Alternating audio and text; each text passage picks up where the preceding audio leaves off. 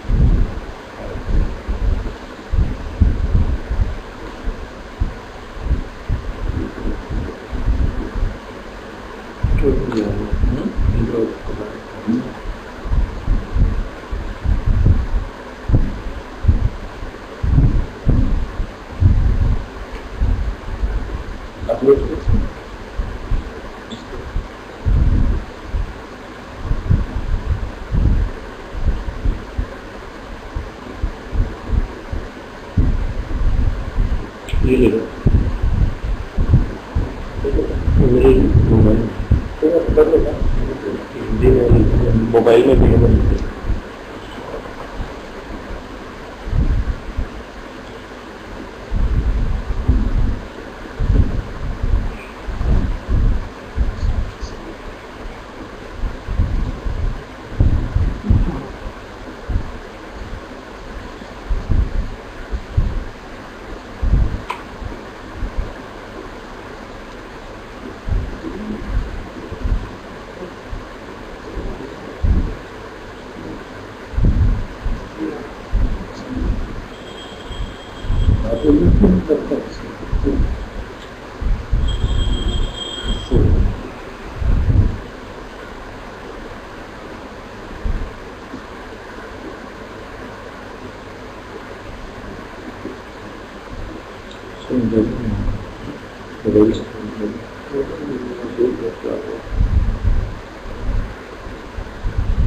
बीच में अपने आप वो मान कहते हैं सारा इंसुलेट करने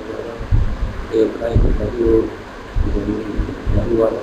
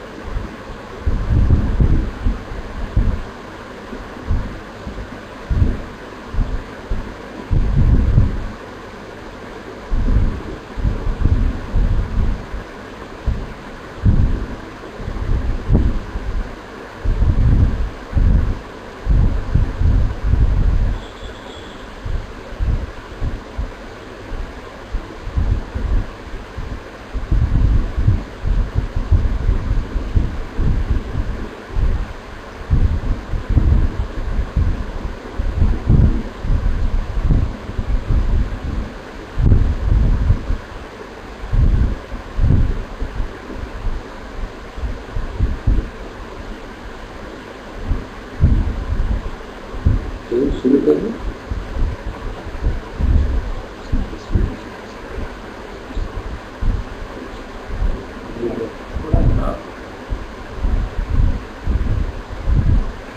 नमो मुनि मूर्ति मूल रूपो अवुच्चसु योच तुलम विद्यसु अविद्यसु योच तुलंग पद्गय वर्माराय पंडितो पापान परिवज्यसी परिवज्येति स मुनि तेन सो मुनि जो मुनाति उको लोके मुनि तेन अवुच्यते। The actual translation all से है तो those tradition जो छोटे आते हैं मान रखते हैं उनको मुनि। So from that this situation है that is कि एक बार जैसे आपने स्टोरी देखी होगी कि भगवान बुद्ध पे जो भिक्षु जाते थे जो भिक्षा लेते थे they wouldn't speak anything, बाकी जो जाते थे they would speak and they gave some blessings. So then they also began to do the same thing and then they started doing another side ये तो बात करना शुरू कर दिया. So then they told Buddha about it and then these two verses were recited. वो सबका कोई महत्व नहीं है आप बोल रहे हैं कि नहीं बोल रहे हैं, what that actually means is whether we are really established in the truth and mindfulness. So that's the meaning, basic purport इनका यही है. न मौनेन मुनि होती, मौन रखने से कोई मुनि नहीं बनता सर. मूल रूप विद्यसु, विद्यसु मतलब जिसके अंदर विद्या नहीं है और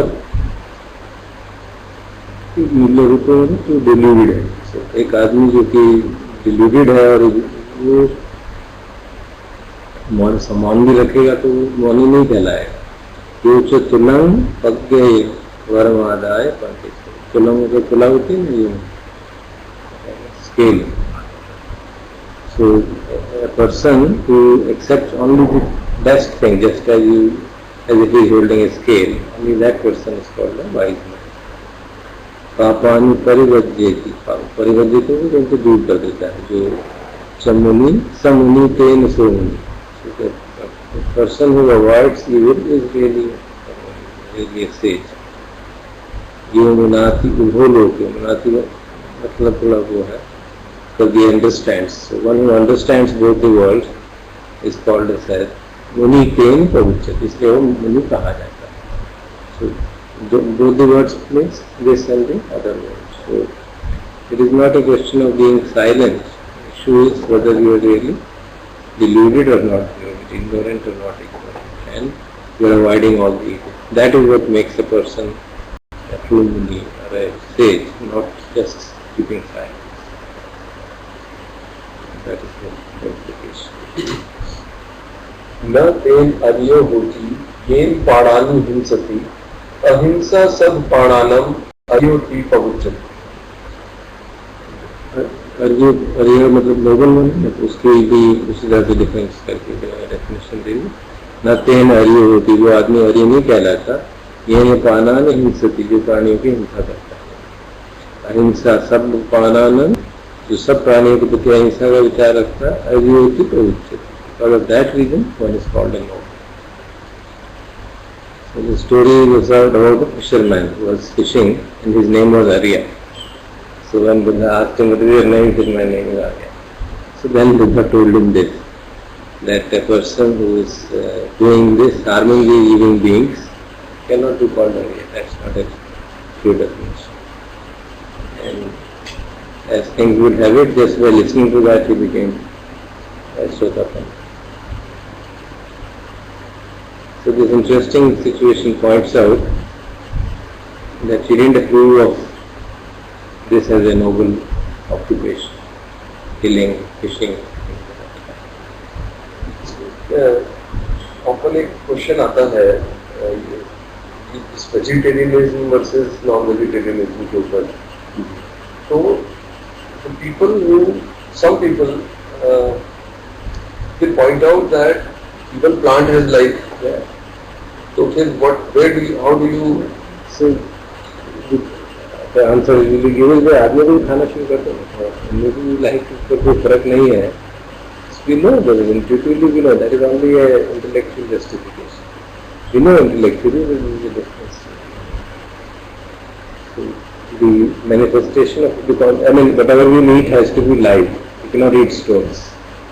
So it has to have certain life, because then only it will get assimilated with the body. So the one that the lowest manifestation of consciousness.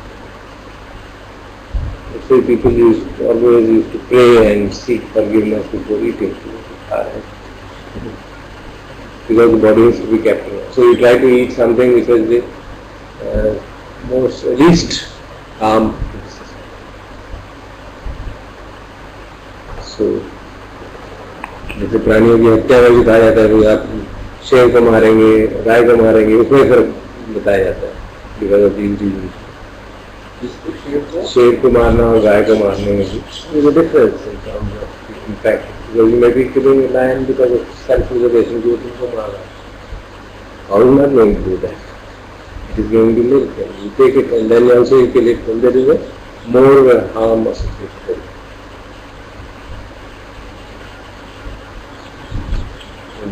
Next two again belonging together. न शीलबद्धमत्येन बाहुसज्जेन वापना अथवा समाधिलाभेन विविधशयनेन वा उसामि नेखम् सुखम् अपुथुजन्न सेवितं भिक्षुविस्सा समापादि अपत्तो आसवक्षयम्। न शील बद्धम मत्तेन मात्र, केवल शील पालन करने से मात्र से, बाहु सच्चे न वापन, और बहुत सारी नॉलेज गेन कर लेने से, सच्चे का मतलब ट्रुथ, अथवा समाधि लाभ लेना, तो समाधि का भी लाभ करने से, बहुत कंसंट्रेशन कर लेने से, विविध तो सही नहीं हुआ, विविध मतलब अकेले सोना, सॉलिटरी डाउलिंग में कहीं शून्यागार में जाके रहने से, उत्साह नेखम सुखम, अभी नेखम का एक्चुअली मतलब जो होता है renunciation, so this I found translation in one text different from other, so थोड़ा उसको मैंने मॉडरेट कर दिया, I don't know what is right, but in one this translation of given, nekhama not interpreted as renunciation but interpreted as release from the world. So it says, by none of these do I reach the happiness of release. Aputsujan sevidam. Aputsujan जो कि Aputsujan is जो normal worldling है, with that which is not attained by the worldlings. Dikkhu visamma samapadi appattu asavakaya. So he says monks don't get quickly contented as long as appattu नहीं प्राप्त किया आपने आसवकया, सभी डिफाइलमेंट्स का क्षय आपने जब तक पास नहीं किया तब तक कंटेंट मत रहो. So the story associated with this context of it. Some monks were there who were practicing, and some of them were awakened, some are not. तो दूसरे monks भी कहते कोई बात नहीं, हम तो शील का पालन कर रहे हैं, समाधि का पालन कर रहे हैं, तो हो जाएगा, ये भी जल्दी हो जाएगा, कोई बात नहीं. So then Buddha told them कि जब उनसे पूछा तो हमारे कि भाई आपको भी attend the first stage of enlightenment, तो अभी नहीं हुआ, कोई बात नहीं. So then he replied to them, then don't take it, be content with Shila and Samadhi only. Try to work towards the deliverance from the asavakaya. So उनका क्षय की ओर काम करें.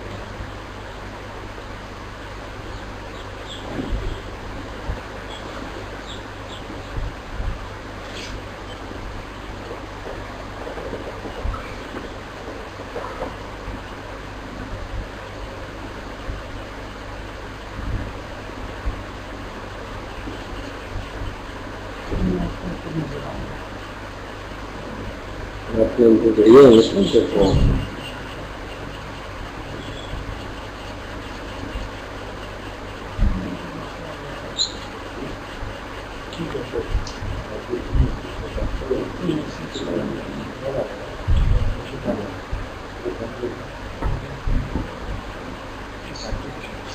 क्या है तो ये यूज करो, ये आप यूज करो. आपको टर्म में देखो, मुझे दिख जाएगा मेरे इसमें. हाँ हाँ वो मैं लड़का आ गया ना, टेक्स्ट थोड़ा सा काफी कलरफुल बनाया. सर उससे एक ही फोटो है जिन्होंने 3 जगह लगाई, मैंने नहीं बनाई. ड्रैगन बनाया हुआ, मारा हुआ है, वो उसके ऊपर बैठा हुआ है. अब कौन मारा है ये तो पता नहीं, बट किसी ने विजुअलाइज किया है. हाँ ये फिल्म में इसीलिए लिखूंगा ना.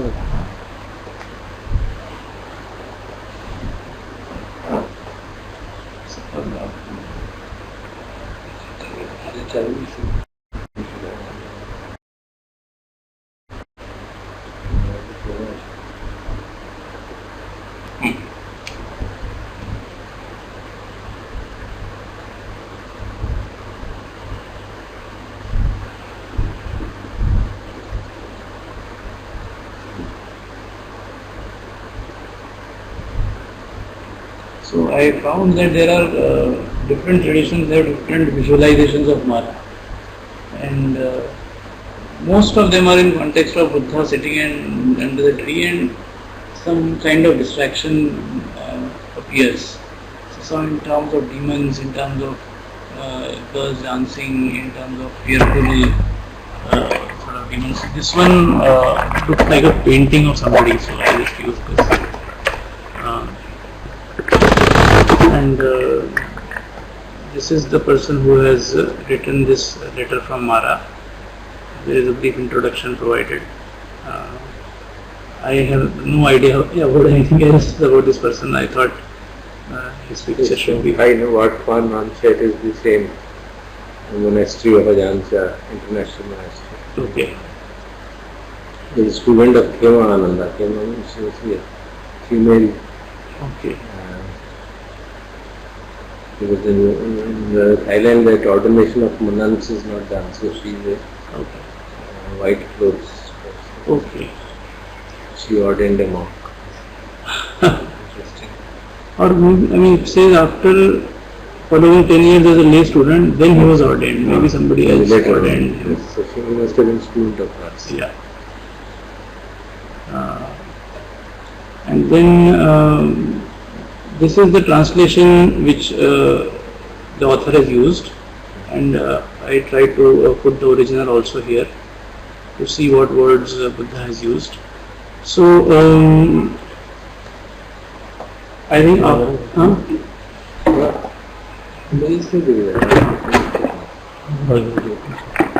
was seeing for the dramatic part of the picture. so it seems after Buddha's enlightenment he ये कुछ संस्कृत में ये जो पाली में ही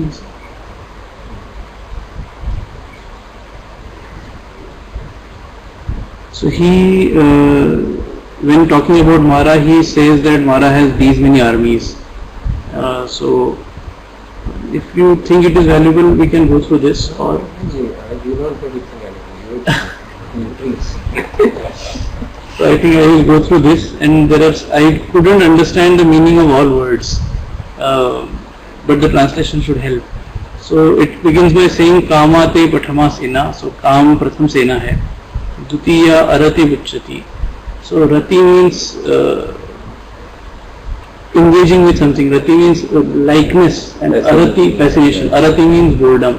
So Arati is the second army. Tatiya Khub Pipasa te. Khub Pipasa, Pipasa matlab thirst. Khub Pipasa they translated as hunger and thirst. I couldn't understand कि hunger कैसे mean करते हैं उससे. क्षुधा से लगा था, but क्षुधा also is क्षुधा पिपासा. तृतीय क्षुधा पिपासा. चतुर्थी तन्हा पवुच्यति. Fourth army is tanha, which is craving. Panchamam thinamiddham te. Now thinamiddham again I don't understand the word. One of the Indians. Okay. Sloth and torpor. And Chhattha Bhiru Pavachati. So sixth is fear or cowardice. Saptami Vichikitsa the. Vichikitsa matlab indecision or uncertainty or doubt. That is the seventh army. Makho Thambo te Atthamo. Thambo means, I thought, Dambha. Makho means bad feeling towards others, or they call it malice. And Thambho is obstinacy. This is the eighth army. And then ninth is Labho Siloko Sakkaro. Labh means gain, Sakkar means Sakkar. Siloko I couldn't understand, but they call it honor. And this is the ninth army. And Michha Labdho is ill-won notoriety is the translation. These are the 10 armies that Buddha talks about. Esa Namuchi Te Sena. Namuchi, it seems, is another name for Mara. And Nanam Asuro Jinati Jetva Chalavate Sukham. So none but the brave will conquer them to gain bliss by the victory of conquering Mara. So that is the basis of. So then the author basically took this and weaved a complete story around it. And so the stories in the suttas, this is the reference to these armies. There is, I told this is the statement which happens when at the time of enlightenment of the Buddha, when Mara attacks him, and then as we discussed last time, once you recognize him, then powers are gone. So then not only recognizing him, he describes all these powers which are surrounding him and trying to deflect the Buddha from the path. Right. This is a question here. Any reason craving and sense desires are separated out. So I think when we go through this, the 10 armies description, this will point to become clear. They are very strong power. Yeah, it's a very strong power.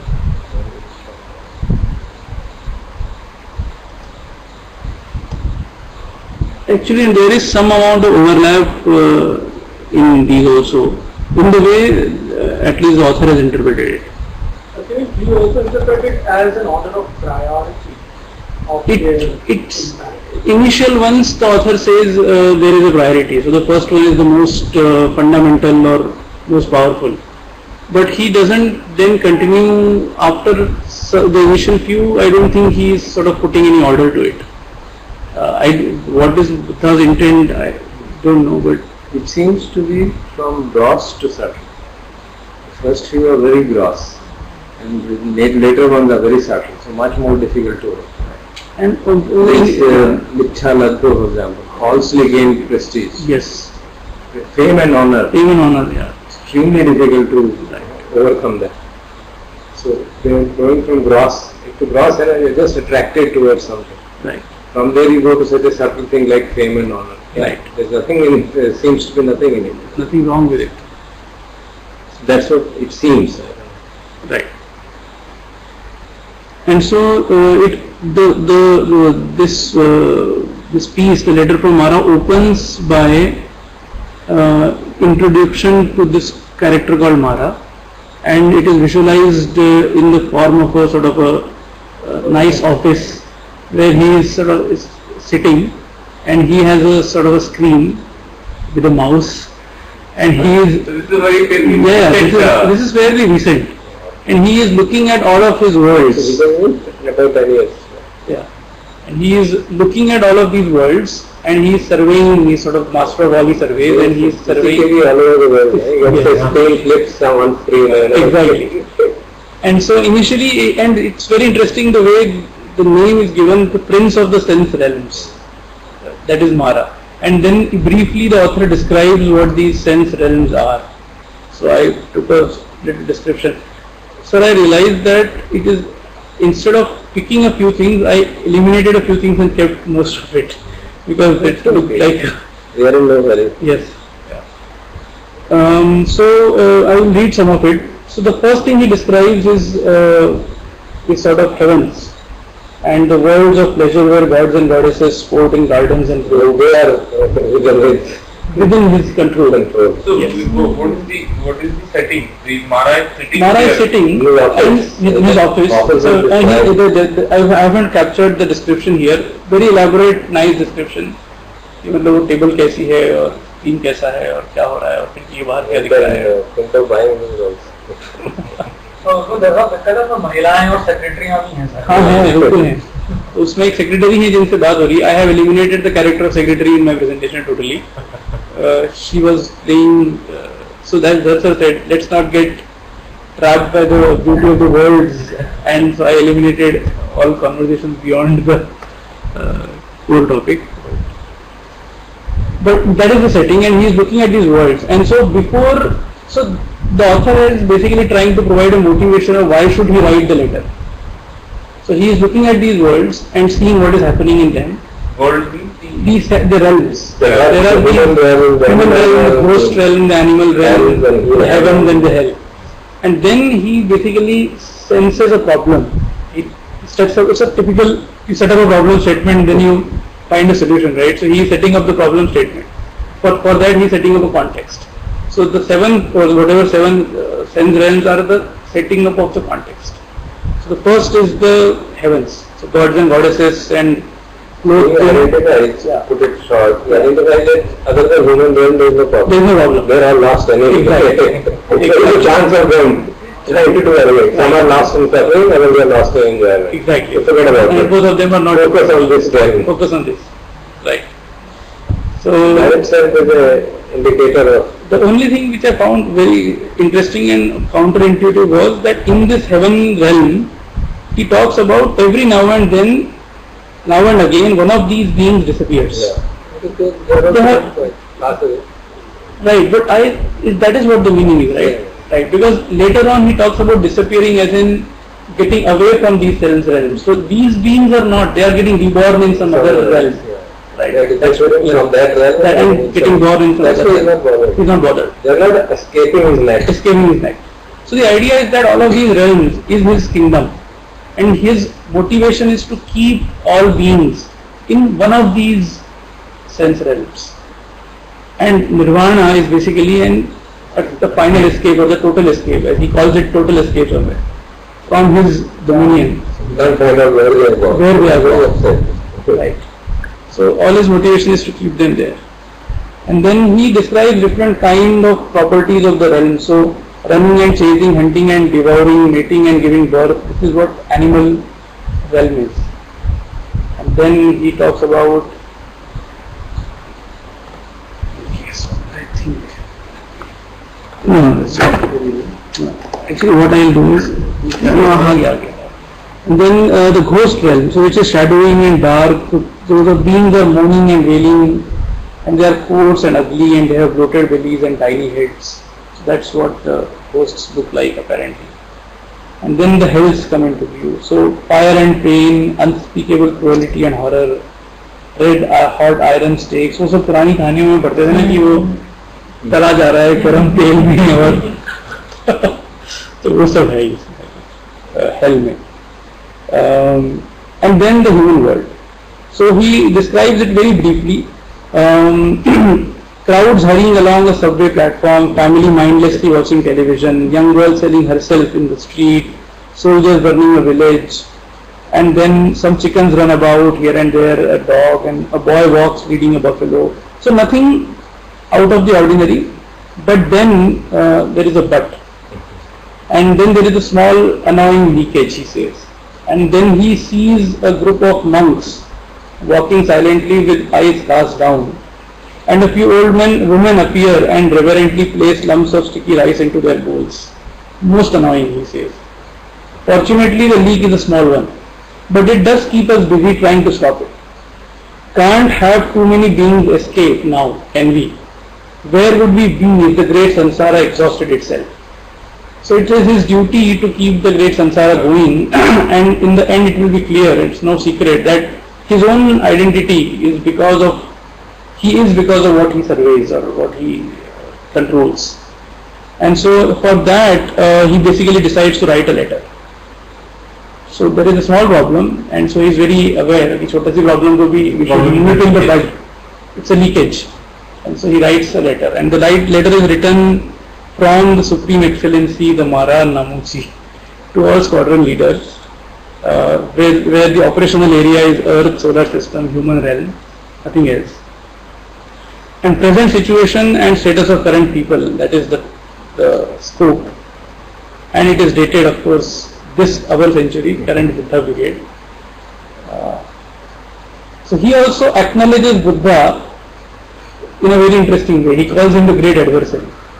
And the letter begins by saying कि भाई अब तक क्या हुआ? Again, it's a context of the letter. So he says, as all of you are aware, our overall strategy seems to be working as smoothly as usual. And सब बढ़िया चल रहा है, कोई दिक्कत नहीं है. We must continue our efforts to maintain all of these people in our power. It is quite true that one, shall we say, very clever fish escaped our net 2.5 millennia ago. And I fully accept responsibility for the catastrophe. As you have all studied the history and basic training, I need not go over it in great detail. I tried my very best. My daughters danced for him but couldn't move him. Even my terrible aspect, which frightens even myself, which is very interesting because it even frightens myself, which means the Mara is not beyond his own realms, which is very clear in the end. Has no effect. Worse, after he had penetrated the true nature of our little game, I couldn't persuade him to keep it to himself. So this is in reference to where Buddha was going to get happy about getting enlightened, and then it was sufficient and there was nothing for him to do. Alas, what is done is done. There is a small hole in our net through which beings continue to escape.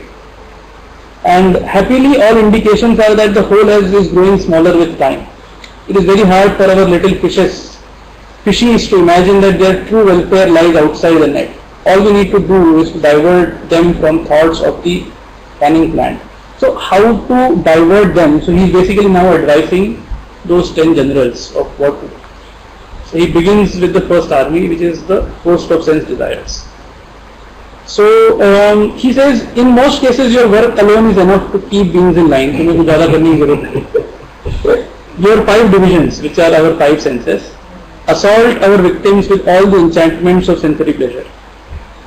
But there is always the danger that they will begin to see the shoddy nature of our goods. कि हम जो offer कर रहे हैं वो कुछ their sense pleasures, they totally unsatisfactory or illusory. In spite of all our inventiveness, we could never come up with any pleasure that is completely satisfying, lasting or substantial.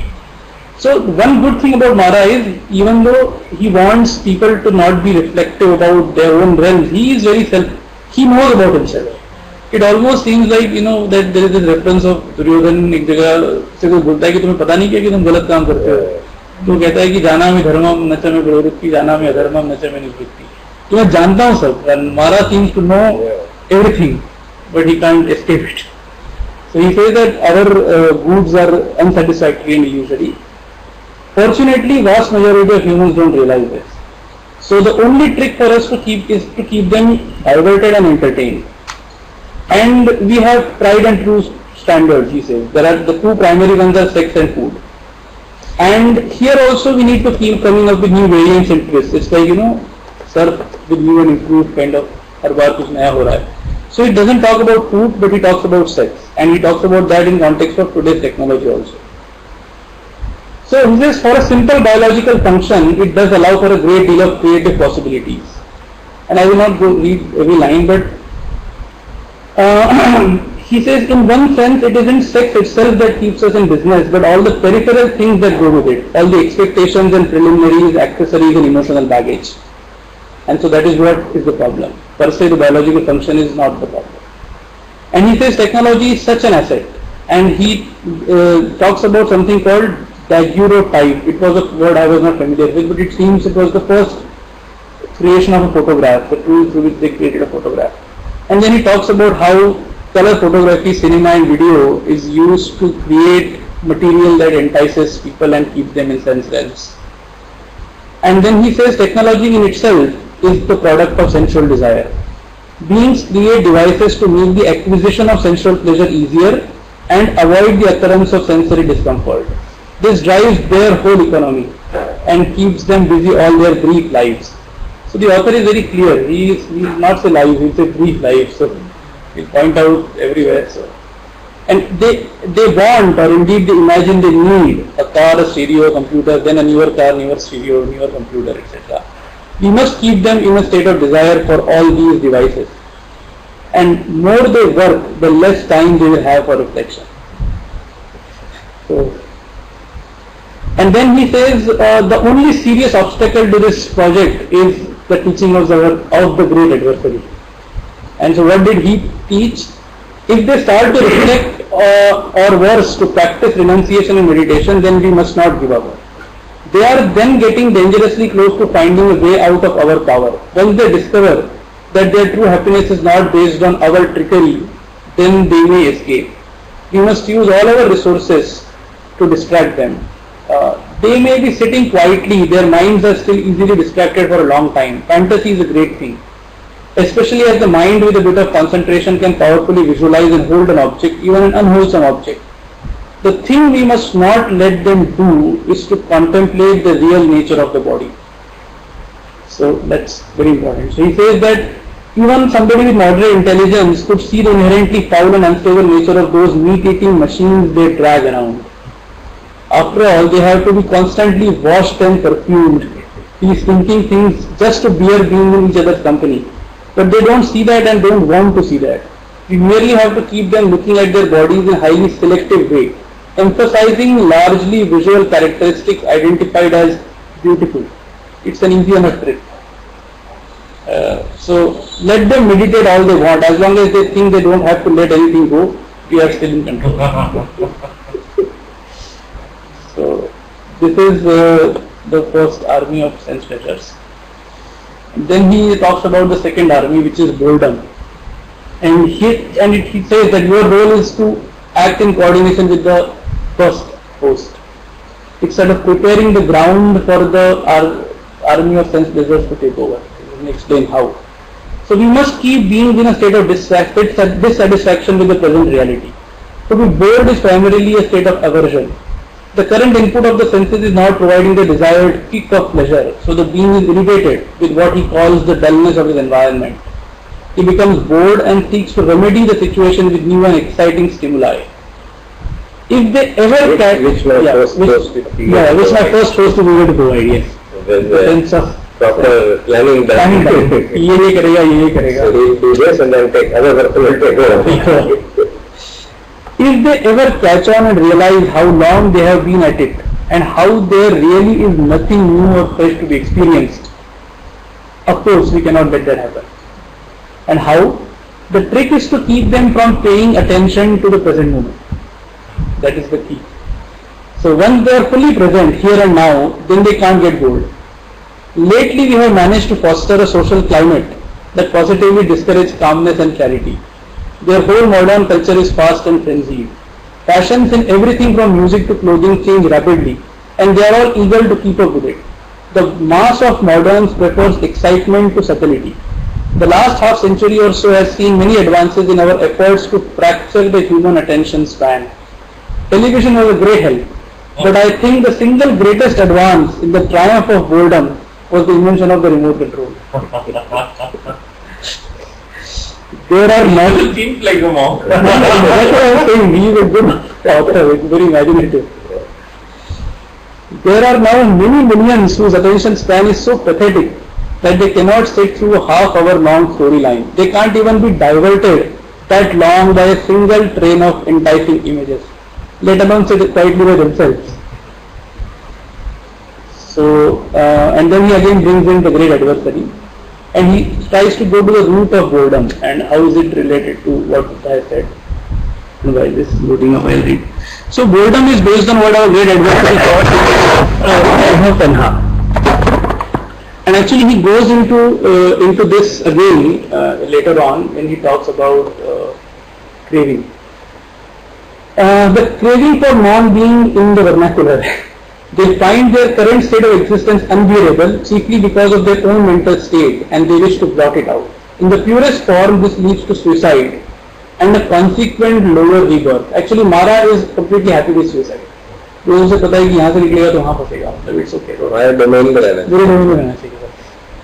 In a milder form, it leads to petty emulations of drink, drugs, sleep, or mindless entertainment. So this is what all of this is in some way related to Vibhav Tanha. Because you don't want to be in your current state, which is we always understood Vibhav Tanha to be something which is desire to not be, but he also interprets as to be desire to be not be how I am right now. Continuously either getting entertained or by dreams or whatever it is, I want to escape or deny my current reality. He's also trying to link the two. Generally, when we Yes. learn, then we Bhaktan is becoming. I want to become this something. Vibhav Tanha is Bhaktan, yeah. Vibhav is not become. What I am, I don't like that. Correct. I want to become something else. But that become generally is seen as something good. I want to go beyond this. But he is also interpreting it in a different way. He again uses the same concept later on when he talks about the three armies of craving. There are छोटे armies of the big army of craving. So as long as we keep them trapped into these strategies of sensuality and lethargy, they will remain in our power. Should they stray close to the true escape, which of course lies in the middle, we must redouble our efforts, whisper in their ears, tell them again and again that this is really boring, get out and enjoy life. So this is the second army, and the third army is hunger and thirst. So he says your method may be crude compared to the refinements of my beloved first army, but they are very powerful. The cravings you engender are even more primeval than those of sex. Sex, after all, they only imagine they cannot live without. Food and drink they really do need to sustain the physical organism. And again he makes a distinction between the physical need of food and the psychological need. So the purely psychological response of an empty belly is not our real weapon. It is the imaginary. Psychological. Psychological. Physiological response is not our real weapon. He talks about the psychological part. It is the imaginary hunger, the greed for tastes, the lust for savors. They can become quite obsessed with food, and the obsession can take many amusing forms. The gourmet who spends a small fortune on exotic dishes, the health nut who makes a fetish of diet, the glutton who overloads his system with calories, and the anorexic who starves herself with a pathological vanity. All are in a state of delusion that exaggerates the importance of what is, when all is said and done, merely fuel for the organism. Very important also is the lack of fortitude in bearing with the bodily sensations. Beings want always to be satisfied. Never let them suspect that is precisely the one thing that is quite beyond our power to provide. So he knows his limitations. He very well understands. Nevertheless, the cruder forms of hunger, the real need for food, also serves our purpose. Driven by the need to sustain their bodies, they perform actions in the world, working on farms and factories, and the action is karma. And karma drives sense, fear, becoming. You know this very well. But this is what he's saying is that because of the need to sustain their bodies, they do action. Not action, which is also No, but action has to be done. yes, but we could misunderstand the way we look at, don't understand. I mean, if you don't understand law of karma, the action will actually keep us in the realm. So he's saying, उस level पे भी सब बढ़िया. Only if you see and go beyond, then the action will not bind you. But normal action is going to bind. And then our great adversary, again, Buddha understood the dangers of third army, and in a maddeningly direct way he taught a middle path.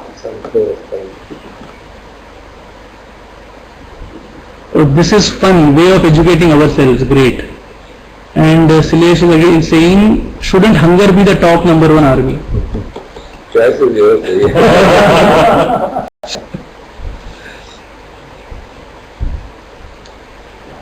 So how did Buddha sort of deal with this hunger and thirst? He himself tried extreme fasting, which often serves our ends quite as well as gluttony, and rejected it as a method. So that is why middle path. So his rule for the monks stipulates moderation in eating and limited form of fasting, abstaining from food for half of each day. Nevertheless, you, the army of hunger, are one of my chief weapons against monks in their efforts to escape. And he brings a very interesting point. Often we can bedevil their minds and dreams with images of delicious food. Always remember, with celibates, food is their chief outlet for sensuality. So, and the main thing to remember is to prevent them from eating mindfully.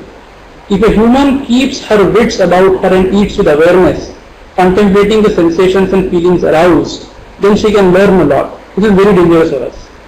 Fortunately, this is a difficult exercise, and we all know how little they like difficult exercises. So surveying the state of the world today, it seems we are succeeding splendidly. Half the world is starving and the other half is obese. In both cases, they are obsessed with food. Keep them that way and they will not turn their thoughts to things beyond our realm. So that was the third army of hunger and thirst. And now he comes to craving, and this army has three further divisions: sensual desire, being and non-being. So this is Krishna Tanha ke teen, Kaam Tanha, Bhava Tanha, Vibhava Tanha. The first division, he doesn't repeat himself. He says, I will copy the first letter to you, which is the first division, which is sensual pleasure or sensual pleasure wala part, and send it to him. The second division, which those which promote the craving to be, has a vital role to play. Beings exist because of your work. So again, this is the secular point. They exist because of Bhavatana, because they want to be. And the technical details of this process have been explained by our adversary in his dependent origination. And grudgingly we must admit the accuracy and clarity of the exposition. So they don't as a rule begin to, and this is also again there are layers he talks about. The first is they don't understand this craving to be. They have to first understand to be this or to be that. So the craving for being is usually manifested in a cruder form. Not as the simple will to be, but the craving to be this or that thing in particular, to be loved, to be rich, to be healthy, to be the President of the United States. And then as long as it is possible to do so, keep feeding the secondary manifestation, which is to be this or that rather than to just feed. We have been doing quite well in this regard in recent times. Our possibilities were limited. This is again a very interesting point. Our possibilities were limited when society was hierarchical and stable, because the notion that you could be anything was not there. You were sort of stuck in your current situation. For the last few centuries, old certainties have become less and less effective. Society is now so open as to be almost totally chaotic. Now that this so-called freedom, and he puts freedom in quotes, does them any real good. Most of them never will be rock stars or presidents or any of those other ridiculous things they seem to crave so much. No matter. For our purposes, it is good enough that they want it. Keep the dream alive. If things start looking too hopeless, remind them to buy a lottery ticket. And sometimes they truly may surprise us and get to be something. So फिर क्या करें? So then you up the ante. If one of them gets to be president, make sure he wants to be a great president. Nevertheless, in spite of our best efforts, they may occasionally come close to being satisfied. Even in quite humble and ordinary circumstances, they can do that.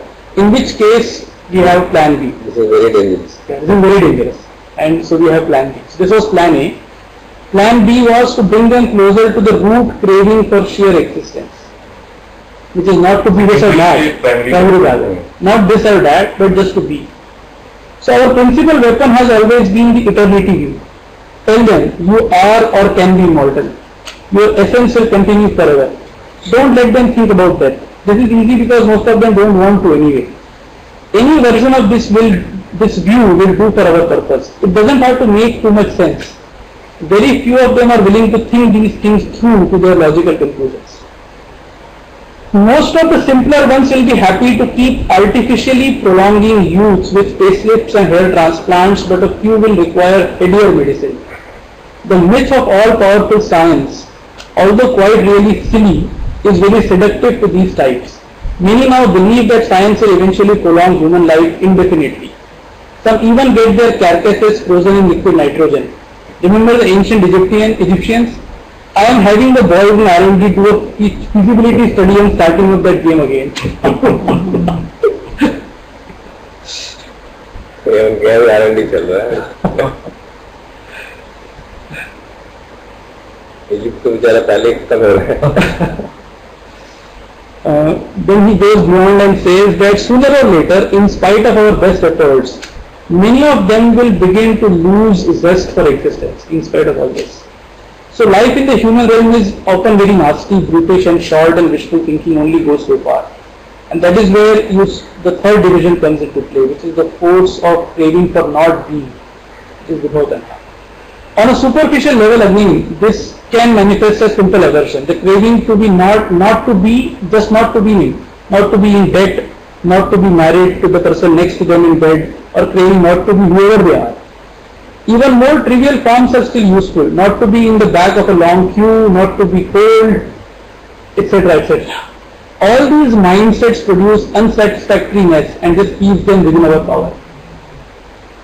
Remember your final, awful final weapon. When diversion fails to beguile, then despair can enthrall them. Having sentences to despair can enthrall them. Having invested all their hope in some pathetic illusion, when this is at last punctured, it only takes a short push from us to move them across the dangerous middle ground into hopelessness. Remember Hamlet, to be or not to be, sums up our program nicely. Whatever you do, don't let them even suspect that there is a third alternative, which is other than to be or not to be. So obviously it's not to our advantage to have any of our subjects actually cease to be, but we need not worry. Suicides do not escape us. Suicides are good. We can however promote the delusion that this is possible, and the ideological basis of this is what he calls the annihilation view, in contrast to the eternalistic view. The annihilation view is the idea that the living being is merely a product of matter in motion and consciousness is annihilated at death. And we have had great success in the last 300 or 400 years in popularizing this doctrine. Some of you were very skeptical when I launched Project Descartes. This is nice. The way he is written, Some of you were skeptical when I launched Project Descartes, but I think the results have proven my foresight. The scientists among them who work with issues related to mind and consciousness, neurologists, cognitive psychologists, are absolutely blinkered by the concept that mind is an emergent property of the brain. They have no proof of this, but accept it absolutely as axiomatic, so much so that they mostly seem unaware that they are assuming anything at all. And he's basically saying that it's not true that mind is an emergent property of the brain. It's beyond that. So the annihilation view underpins many modern trends: materialism, consumerism, secularism, science, anti-clericalism. We have gotten many millions believing that their bodies and minds are nothing more than meat machines. This facilitates a breakdown in morality. Given that materialistic worldview, there is nothing to stop them from abortion, euthanasia, suicide, or even genocide, all of which keep those beings in Mara's valley. It may seem as if your power is slipping. People have been that was food. This is fifth, which is sloth and actidia. This was a very rare word. So it means torpor, which is it is a part of one of the hindrances. yeah. Which means कि कुछ ना करने की very expensive है, very deep laziness, कुछ नहीं करना. आलस बहुत simple word है. Simple word, but very profound also. profound आलस.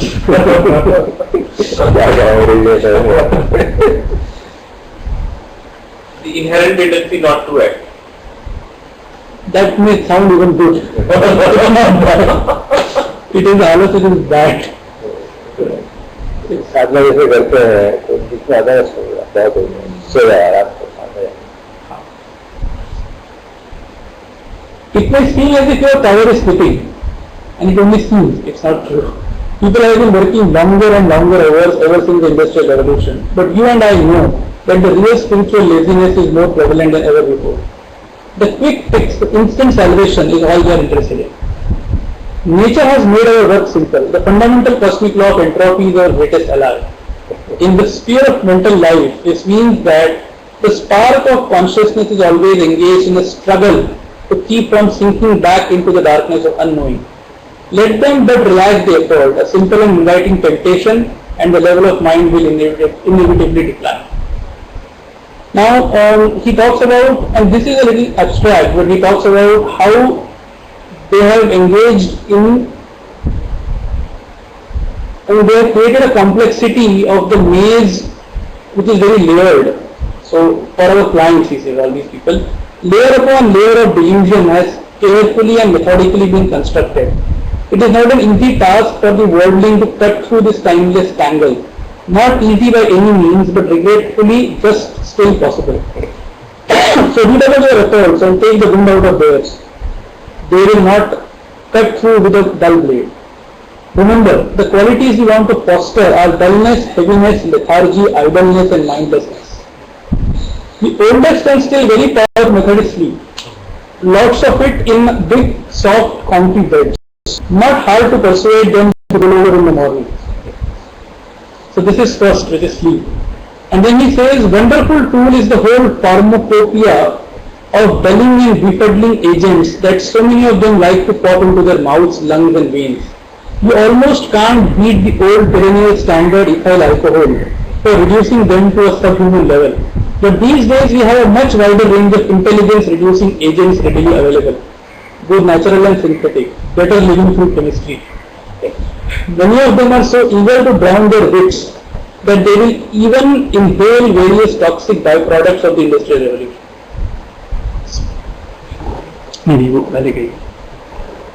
Speaking of technology, I cannot praise the use of television highly enough.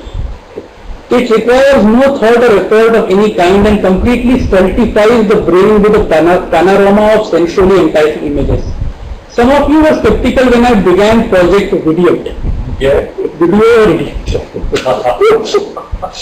Even citing possible undesirable educational and cultural side effects. But now that we have whole generations beamed on the tube, we can all see that the results have more than vindicated my enthusiasm.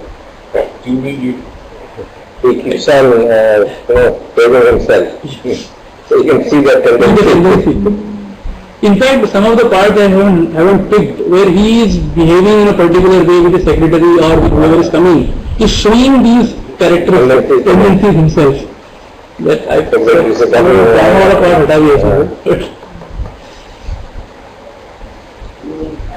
So he says he is a Doodle by the Shoro, don't neglect simple target either. Procrastination is a wonderful vice. They can doodle away several lifetimes if properly guided. Overeating is an effective measure. The full belly makes for a dull mind. Bad posture, soft furniture, lack of exercise are all to be encouraged. Perhaps most fundamental of all is the fostering of an attitude of hopelessness. Let them think that the spiritual life is too hard for the ordinary person. The goal too far away, the effort too daunting. A sense of dull grey ennui is a miasma that chokes the spirit of contemporary humanity and keeps them in our sway. मैं आपको क्यों ना मैं आपको exact वो बता दूं क्या कहते हैं lines. A feeling of listlessness and dissatisfaction arising from a lack of occupation or excitement. That is ennui. And miasma, ये मैंने खासकर दोनों वर्ड लिख करके उनकी मीनिंग वेट कर रहा था इसके बाद ये देखिए फिर ennui और miasma लिखा हुआ है. Miasma is a highly unpleasant or unpleasant actually. An oppressive or unpleasant atmosphere that surrounds or emanates from something. So let's. When economic times are good, they are befuddled with empty luxuries. When times are bad, they descend into the pit of despair and turn on each other with petty nastiness. Underlying all the cycles in the spirit of hollowness and futility, that is our greatest contribution to the modern age. David now calls the sense of lack. Sense of lack, yes. Now we go to the sixth article, which is cowardice. So you have a special place in the task of keeping beings in a state of bondage. You weaken the beings when you attack and render them vulnerable to my terrible aspect. So physical cowardice is useful in its place, but again he steers away from most physical things. Physical pain, physical hunger, physical cowardice, he talks about. But it is the spiritual and moral type that is most suitable for our purposes. Beings must be cajoled into clutching at a sense of security. This is the trick we must play. Of course, you and I know that there is no security in my realm. All beings are subject to the awful realities of birth, sickness, old age and death. So he also borrows from the manual of the and that's how it is written, right? Their goods and chatters, their relations, friends and mates are all as ephemeral as chaff in the wind. No matter. The dream of security may be a hopeless one, but it's powerful. Beings everywhere are afraid to risk what they have and can be reduced to spiritual impotence by that fear. Encourage them often to not take risks. If they risk, they will grow. And if they grow, they will awaken. Teach them to cling to the flimsy raft of their life until it is washed over the cataract. They may be kept in this state of fear for countless cycles of birth and death. Their folk wisdom has it that a coward dies many times, a brave man but once. Few indeed realize the deeper truth hidden in that trite proverb. We can use this cowardice to keep them from facing the reality of existence. Even to think about it is too scary. The idea of examining it in a methodical way, as for instance in a meditation retreat, is just too much to bear. If they do come to the point of sitting down, they will need courage to finally break through the veil. If they manage to get past the petty anxieties of their life dramas, they will encounter the real primal fears. It takes great courage to plunge into the voidness, and this we can undermine. This is after all the golden age of cowardice. No one wants to take a chance. This manifests in a host of symptoms. As their numbers increase and pressure on Earth's resources mounts, those who have a generous portion grow mean and afraid of those that have nothing. Their culture is one based on delightful lies of our devising, and the ugly realities are hidden away. The sick and the old are hidden from view and the dead are never seen. Insurance companies grow fat on the people's futile attempts to prevent the unpreventable. Keep them afraid to leave the pathetic ruts of their little lives. Keep them afraid to think, to love, to give, to dare the unknown. Should they find the courage to question, it is the beginning of the end. And then he says we can encourage them to make a virtue of their cowardice. This is again very, very interesting. Yeah, very powerful. Very powerful. Call it prudence, he says. Call it responsibility. Be sensible. Why ask for trouble? Leave well enough alone. Leave well enough alone. Sorry, leave well enough. Well enough is sufficient. ऐसा कहना चाहिए था इसे. मुझे नहीं पता क्या हुआ. They will get up every morning and put on their hats and take the subway to their dull grind of a job and carefully plan for their retirement. By that time, they will be so beaten down that they will slide easily and thoughtlessly the rest of the way to the grave. What we have to watch are the ones who have a little gumption. Gumption is enthusiasm.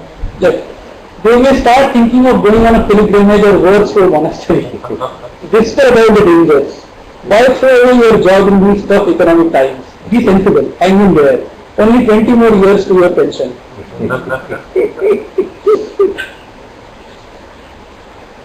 And then 7th Army, which is uncertainty. The role of my 7th Army is to paralyze with doubt. You are to work closely with my forces of fear. With your attacks consolidated, we can keep beings in the wretched state of a deer mesmerized by oncoming headlights. So metaphors are also very contemporary, very powerful. So this is a generation of doubters. Whereas at one time your resources were limited and we made more use of the opposite vice, credulity. So actually I was not familiar with the word credulity earlier. Credulity is generally faith. Belief. Then I realized that credulity is related to words like credibility, credence, creed, credo, even credit. All of this comes from belief.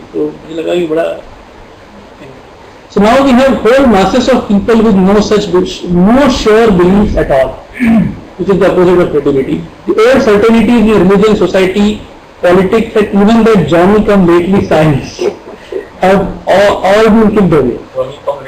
Johnny-come-lately मतलब अभी भी आया उसमें भी ये हो गया है कि old certainties are gone. They rejoice in what they call their freedom in quotes and are unable to advance in any direction. So he seems to suggest that if you have faith or credibility, then you may move in one particular direction. But if you have sufficient doubt, then you will move nowhere. And the sources of those doubts he is pointing out. So doubt has been compared to wandering in the desert without map or guide. This comparison is very apt, although I am loath to admit it, considering the source, which is like Buddha. Part of discourse. When beings have no faith, there is no basis for morality and they will fall into all manner of delicious and loathsome vices. Today we have gotten them to believe that a thoughtless skepticism is clever and chic. When beings don't understand that actions have results, in other words, when they disbelieve in the law of karma, then they will have no restraints upon their appetites, which my other departments are admirably studying of. The really useful detail from our point of view, when he's explaining this general, this is a very interesting point, is that their foolish disbelief has no effect at all upon the operative effectiveness of the law. Which means whether you believe it or not, the law is true. Don't let them know that. They will proceed happily upon their debaucheries and violence, and after death they will continue in our service, albeit in a somewhat less salutary capacity. Because if they don't understand law of karma and keep doing what they want, they will go to a lower level. So they will serve as in a less salutary capacity. On the previous one, they have, it almost seems he has trivialized prudence. To say that this is all futile and you should not worry at all and just, isn't it a little bit of an over-trivialization of prudence? If you are saying don't worry at all and don't provide for anything and things will take care of themselves. So it's the last point. Yes, one can see that, but obviously it's not a, normally if you follow the middle path there is no problem. You normally go to the extremes.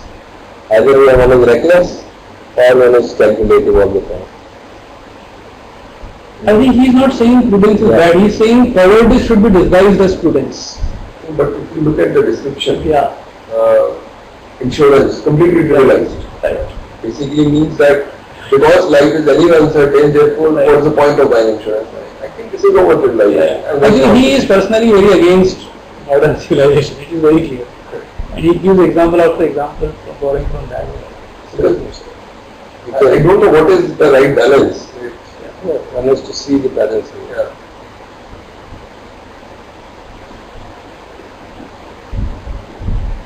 See, what he is saying is to make a virtue of cowardice and call it prudence. That is the issue.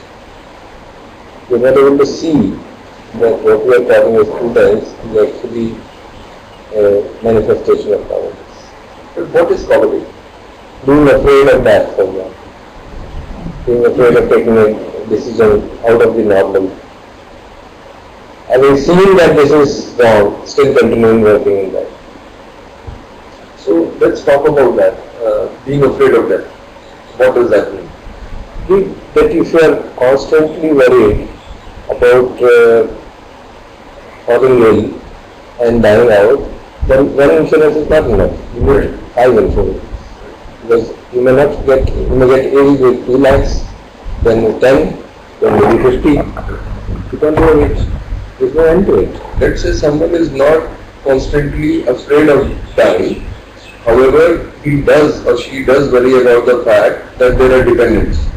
And that if you go away, those people will... That is So you buy insurance, that's okay. right. I think he is not against insurance. He says if you think insurance gives you security, Security, that is then it. that's not true.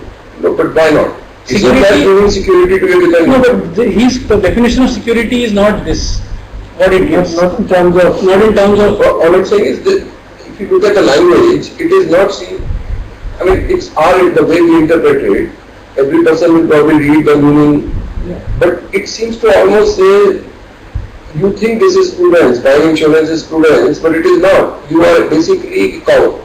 I don't think he's saying. He is saying that, see, you can buy insurance out of cowardice, you can buy it out of prudence, out of understanding. So he always pointed out that they should not get into the middle domain. He didn't talk, for example, about physiological hunger. He talked about the psychological aspect. Similarly, the insurance is one part, the psychological aspect of it is a real problem. So you try to think of all possible, worst possible scenarios and then plan for it, which makes your life miserable because worst possible scenarios to बढ़ते जाएंगे. As you get older, the scenarios बढ़ते चले जाएंगे. You'll never be at peace. So that is the point being made, that we are trying to search for security in a domain where there is no inherent security.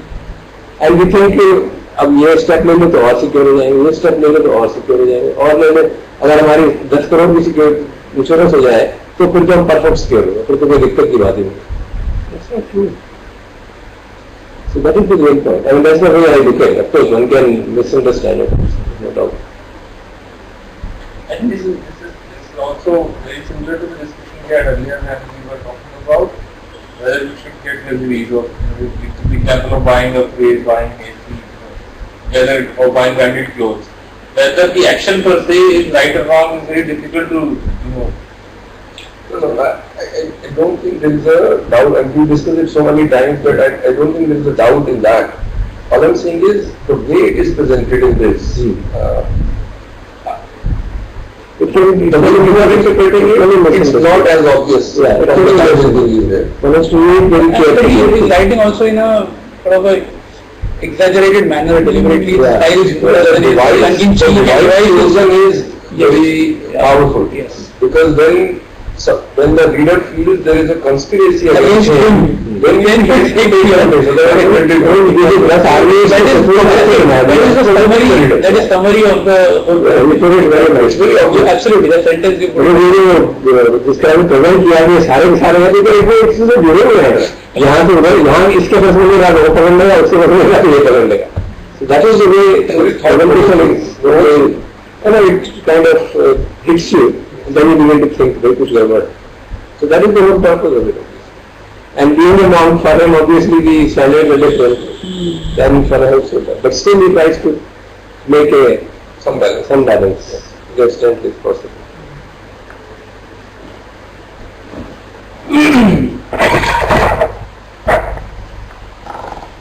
The see, these principles hanging there, only 20 more years of pension. I can tell you this is true for me, and there are many of my friends in IIT, only yesterday I was there, who still think the same thing. They kuch nahi rakha. Shut up about this, the way IIT is progressing and teaching and going on. अभी कितने साल और रह गए? कितने साल और रह गए? कितने साल? Because we are not ready to take a risk and get out and explore afresh. लेकिन उसका आउटकम भी सोच रहे हैं ना सर, तो इट्स इजी टू से कि वो अभी भी उस पेंशन की मैं तो अपने कह रहा हूँ, अपने नहीं मालूम, वो तो ठीक है, बट अब उसका आउटकम भी देखते हैं. अब उनकी भी फैमिलीज है, अब वो अगर वो रिस्क ले ले और मान लीजिए वो रिस्क का नतीजा ये होगा कि फैमिली सिक्योर्ड है, फैमिली तो सिक्योर्ड है, फैमिली की तो ऐसी कोई बात ही नहीं है. अगर सिक्योर्ड है तो रिस्क क्या है? रिस्क भी तो नहीं है ना. That is the risk. Cowardice is the risk. Now, it's not a good word to say about your friends, but I think there is inherent kind of fear of क्या हो जाएगा. It's not economic issue, it's not at all. People are earning a huge amount. They have a huge saving already.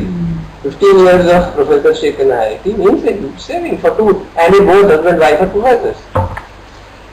No issue. One side, what is the big deal? That's not the issue. But then there is remains the fear. So okay, चलो अभी ये उसकी पढ़ाई पूरी हो जाए, चलो ठीक है 3-4 साल उसके बाद फिर 20 साल, फिर क्या? फिर वही काम से. Because we are not doing picture. I mean, I know from my own personality, we always procrastinate, delayed it 2 ways. Want to explore something, but exploration is a risk. Obviously, we are not willing to take that risk. Because I have thought so much about this, I feel a little differently. See, when you say they have enough, it's very hard to, what is that enough? Because when you look at the reality of it, the way the inflation will keep going, you start to think about 10 years from now, are these savings going to be enough to give me a basic lifestyle that I am used to today? Then the answers are not that clear. Then you say, then am I risking my future lifestyle? That is a risk. And for some people the answer is, so what? It's okay to risk that. क्या होगा? 3 कमरे के घर में रहने का विषय नहीं रहता है. But for others that is a problem. That is true. ऐसा नहीं है कि 10 साल या 15 साल प्रोफेसर है कि आपने इतनी सेविंग कर ली कि आप पूरी लाइफ के लिए अपना लाइफस्टाइल इंश्योर कर पाए. नहीं कर पाएंगे. The kind of inflationary times we live in. My idea of economics is very poor. I think one of the point is that even if you can ensure that, Yes. something else will raise its head. I think that's how I understand. That's how I understand. Because old age people worry about उसमें बीमारियां आएंगी, खर्चा इतना होगा, मुझे कौन who will take care of? This is very standard thing which we discussed brother. And my response is, जितना होगा उतना ट्रीटमेंट कर लेंगे, नहीं होगा तो मर जाएंगे, खत्म हुई बात. कहना बड़ा था.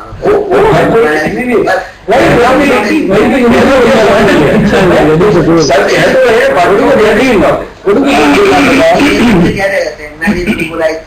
अपने कार इंश्योरेंस कराना, जब बीमार होंगे तो अभी तो नहीं खाएंगे क्या? टेंशन पूरी नहीं होती ना. बिल्कुल. सोचनी पड़ता है कि थोड़ा पैसे के मामले में कम है. कुछ नहीं कराना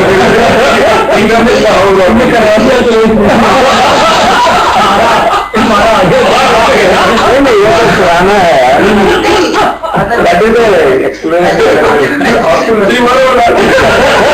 उनको नहीं मारा कि आपको सब समझ में आ रहा है, मैं आ जाता हूँ तो ही सब रहती है.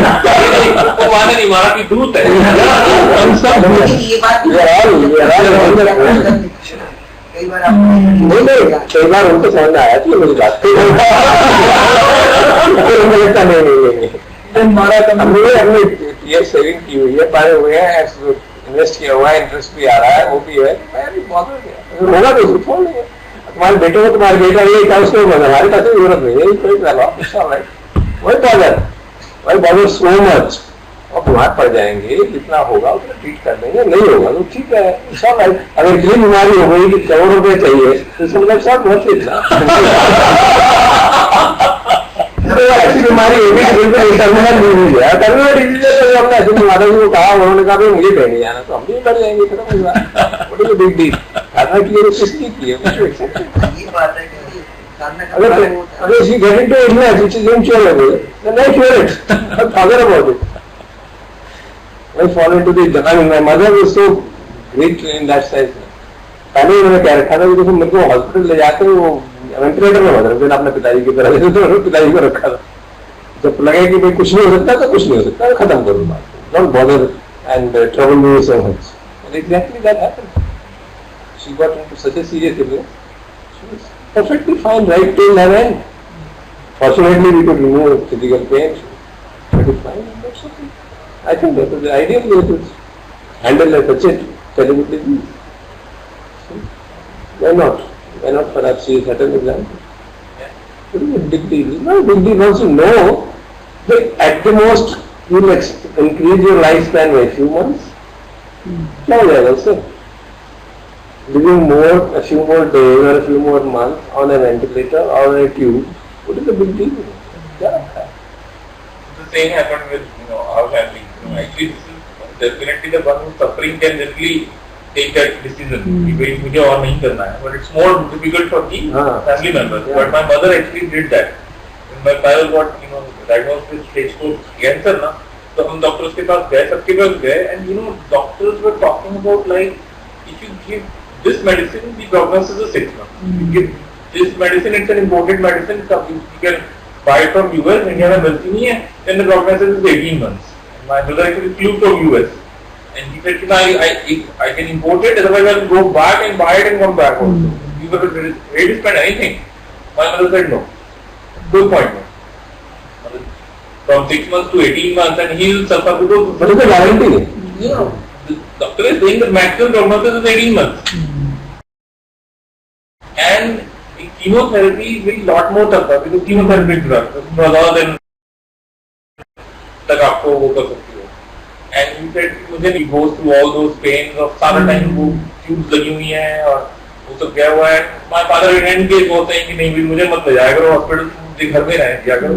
And that it said, I think he went to hospital for he frequently visited hospital, but he was not admitted for a long duration, and he actually died at home. And at that time also my mother said he. It's very tough decision. Yeah. For us also, it's a very tough decision to see your mother pass away and to take a decision that okay, stop. It's not easy. But then, what are we practicing for? Actually, there was one point that उसमें सबसे ज़्यादा जो questionable चीज़ है ना, which is the doubt on what is enough. But that has been vary. That will always keep on varying. It keeps on varying with different people, with different. And that doubt actually keeps us कि यार ये enough नहीं है, कि ये enough है, कि we do all those calculations, ये enough है, कि ये नहीं है, and then that get disguised as prudence. But when you are living in a family, you take cognizance of everybody. Why not? My idea of enough is very small. Her idea of enough is not so small. So I agree. What is a big deal? I agree. क्या रखा होगा? Why make an issue out of it? कि एक कहे कि वो भूखा रहा हो, दूसरा कहे वो ओवरईट करो, इसमें रहना यार, खत्म करो बात. Why make a big deal? It's not a big deal at all. People have different sangyas, so different people should accept it. It's all right. I mean, as long as we can जैसे बड़े होते avail it, कम हो जाती है. जैसे जैसे उन लोग की जाएंगे, की जरूरत नहीं होती है. हम सोचते हैं बच्चों का, हम ये होता है कि बच्चे खत्म हो जाए. कहाँ बच्चों को जरूरत है भाई? नहीं, not only for us, for everybody in this society. All of us are IT professors. Their children are all abroad. I mean, there is only one person whose son children live with it in this. So where is the need? There's no need at all. But you are IIT, but there are other. I'm talking of this. I'm not. Why should I generalize? Generalize बोलने में ना फिर वो philosophy हो जाती है उनकी कम्युनिस्टों की. कुछ भी बोल दो, उसका कोई मतलब नहीं होता. There is no meaning at all. You should talk of specifics. यही जैसी परिस्थिति रहने रहना पड़ेगा. अब नहीं है तो नहीं. बेसिक प्रॉब्लम वही है ना, डर की बात है. मर जाएंगे तो क्या हो जाएगा? सबको ऐसा है जो मरने को बचाओ. आज तक है कोई नहीं बचा ना. वो क्या हो गया? It's all right. So you have to. I mean, I'm not saying it's easy, but you have to cultivate that. You should know what to cultivate, isn't it? We should know this is the truth which we should cultivate and be prepared to accept it. Then there is no problem at all. इसीलिए हम कोशिश करते हैं सुबह सुबह इनके आ जाते हैं बच्चे और हमको सिखाने के लिए should be grateful. In our tradition, has there been the reverse also? Has there been recklessness? Traditional recklessness in the Vipassana meditators, because I have sort of heard like this उसने सब इसमें घुस दिया etc. I don't know. There have been cases of recklessness. But they donated everything. Oh yeah. Along with that. ऐसा तो मुझे नहीं लगा. ऐसा कोई नहीं लगा जिसको मुझे नहीं मालूम. मुझे क्या हुआ हो? मुझे जो मालूम है ऐसा recklessness from the perspective of not caring for the body and thinking कि सामने से सब कुछ हो जाएगा. इस तरह का जरूर recklessness मैंने सुना है. Not taking care of the family also is very common. That's also But you know that kind of a balancing not being done and getting carried away by meditation and not allowing for the people of the family to object to it and not taking that objection in good stride. Those kind of things I know of. And wherever it was possible, as long as I was a part of there were some teachers with whom it was happening, so I used to counsel them and in fact एक आध को तो मैंने कहा 1 साल तक आपको course ही लेगा पहले पत्नी को संभालना. So then it helped, it brought forward tremendous transformation. So they also realized that is true. So this kind of balancing has to be done by all. हम सब को होता ही रहता है, कभी get handle लंगर swing हो जाता है, कभी वैसे हो जाता है. So as we learn, we try to set up balance. As Raman is mentioning, this extreme swing तो होता ही जाता है. And sometimes when you are not able to decide, it's always better to hand over the decision to other person in the family. It's okay. What is there? That requires a lot of courage. Yeah. Especially for men, because men have that feeling of superiority रहती है. हमारे tradition में था ही, अभी भी है, सभी जगह है. Men versus women में वो chauvinistic feeling तो है ही. My point of view should I see it. But slowly you try to go and accept.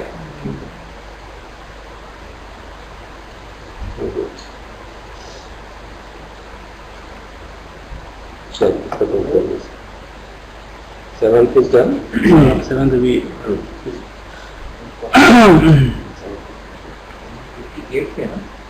28th way. 16 more slides. Another result, yeah. But towards the end, those slides are things. No, this is really We are rushed to them. okay. अच्छा लग रहा है. We are rushed to them. So, बनाइए. आप लोग चंदाती में तो सुनते रहेंगे कि व्यक्ति का तो कुछ करेंगे? ऐसा ऐसा ही है ना? चंदा भी चलेगा. चाय पिलाते हैं। मैं तो कह रही थी कल मुझे कि वो तुमको रोज उनको चाय पिलाएगा. चाय अच्छी लगती है. नहीं आप मीठा नहीं देते ना आप मैं ऐसे मीठा नहीं लेता, लेकिन ऐसा कोई रिस्ट्रिक्शन नहीं है. मीठा नहीं देते नहीं बोले तो चाय बनाऊंगी मैं अपने लिए आप पिला मेरे लिए अलग से चाय. हाँ नहीं मेरे लिए भी बना दो, ग्रीन टी बनाओ. ये थोड़ी दिक्कत हो रही है. इससे वो मैंने दवाई इससे जो फिर कुछ हो गया था दांत में तो वो गले की दवाई खानी छोड़ दी. मैं बहुत होगी दवाई. Again you can see some sound box. सुबह सुबह तो चाय पी जाती है, फिर दोपहर में नहीं पी जाती. घर में हो जाती है तो एकदम से दिखता. आप तो ग्रीन टी पीते हैं? हाँ बेबी आप ग्रीन टी बना देना इनको भी. रमन भी ग्रीन टी पीते हैं, बाकियों के लिए ठंडा. ग्रीन टी शॉप से पीते हैं, पिलाते नहीं. हम जब रमन जाते हैं कभी. मैं भी पिलाना चाहता हूँ, हमारी पत्नी कहती है तो जबरदस्ती करते हैं. दीदी का भी यही कहते हैं. हाँ जी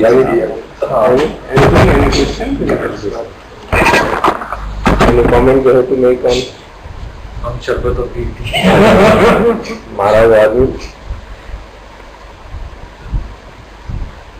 It gives you a perspective how different things are really connected. Actually, I never imagined it will be that interesting. I thought it will be like any other. इसीलिए सर 2 दिन से कह रहे थे कि करो. Really, उसके प्रिंटर अभी नहीं गए तो मैं कभी बनाया कि क्या होगा, उन्होंने बड़े थे तो काफी अच्छा बना। It's about 10-12 years पहले नेटवर्क बनाया। And he just published it on a blog or it's a book or a booklet? on a website. blog, अपना है कि पुरानी वेबसाइट पे है, मुझे याद नहीं। वेबसाइट इस पे ही published? वेबसाइट पे है, पीडीएफ भी है, मैं पीडीएफ भी भेजूंगा सबको। जो So it's not a book published kind of a small booklet. 24 पन्ने बुकलेट है, कहीं पब्लिश्ड कहीं प्रिंटेड नहीं Printed नहीं। बट पीडीएफ है उसकी। PDF है, you can download it freely.